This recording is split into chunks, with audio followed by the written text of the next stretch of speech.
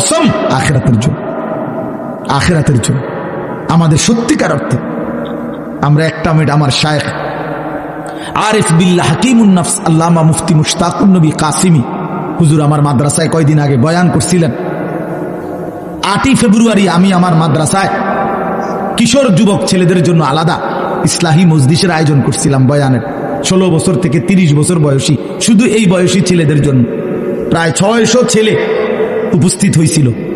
তখন হযরত বলছিলেন ওইখানে বয়ানে যে ভাইয়া আমাদের জিন্দেগি দুইটা, আমাদেরকে আমাদের আল্লাহ দুনিয়া ছাড়তে বলে নাই, আখিরাত ভুলতে বলে নাই, দুনিয়া বাদ দিতে বলে নাই। আল্লাহ ওয়ালা তানসা নাসিবাকা মিনাদ দুনিয়া, আল্লাহ বলছে বান্দা দুনিয়া ভুলে যেও না।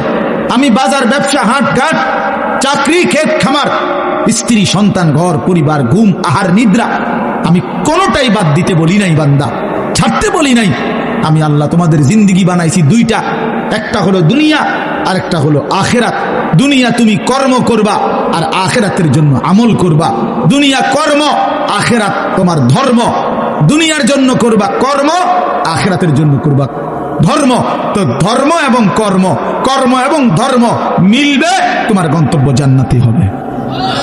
তাইলে এখন হুজুর একটা আশ্চর্য সুন্দর কথা কইছে যে আল্লাহ বলছে বান্দা দুনিয়া তোমার কর্ম, আখিরাতের জন্য তোমার ধর্ম। কিন্তু আখিরাত লম্বা সময়, দুনিয়া স্বল্প সময়। নবীজি সাল্লাল্লাহু আলাইহি সাল্লাম বলছেন একটা সাগরের মধ্যে যদি কেউ নিজের আঙ্গুল সুবায় ভিজায়, তো আঙ্গুলের অগ্রভাগে যেটুকু পানি, এটুকুই হলো দুনিয়া, আর সাগরের বাকিটা পানি আখিরাত।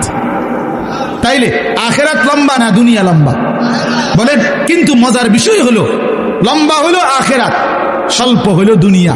কিন্তু আল্লাহ তাআলা আমার হায়াত, আমার সময় স্বল্প দুনিয়ার জন্যই দিয়েছেন বেশি, আর অনন্তকালের আখিরাতের জন্য আমল চাইছেন অল্প অল্প। সকাল 6টা বাজে 4 রাকাত ফজরের নামাজ, তাহলে 10 মিনিটের বিষয়। আবার দুপুর 1:30 বাজে 10 রাকাত জোহরের নামাজ, 20 মিনিটের সময়। তাইলে ধরে নিলাম সকাল 6টার পরে 7টা, 8টা, 9টা, 10টা, 11টা, 12টা, 1টা, প্রায় 7.5 ঘন্টা পরে আবার 20 মিনিট। তাহলে সকালের 10 মিনিট আর দুপুরের 20 মিনিট, এই হলো 30 মিনিট মনে করেন আখিরাতের জন্য, আর 7.5 ঘন্টা আমার দুনিয়ার কর্মের জন্য। তাহলে স্বল্প সময়ের দুনিয়ার জন্য আমারে সুযোগ দিলেন বেশি, অনন্তকালের আখিরাতের জন্য আমলের জন্য চাইলেন আমার কাছে অল্প সময়। এটাও আল্লাহর জন্য আমরা দেব না? এটা ইনসাফ হইল? এটা বিবেকের দাবি হইল ভাইয়া? অতএব আমি অনুরোধ করছি মেহেরবানি করে আমরা ভাবতে শিখি।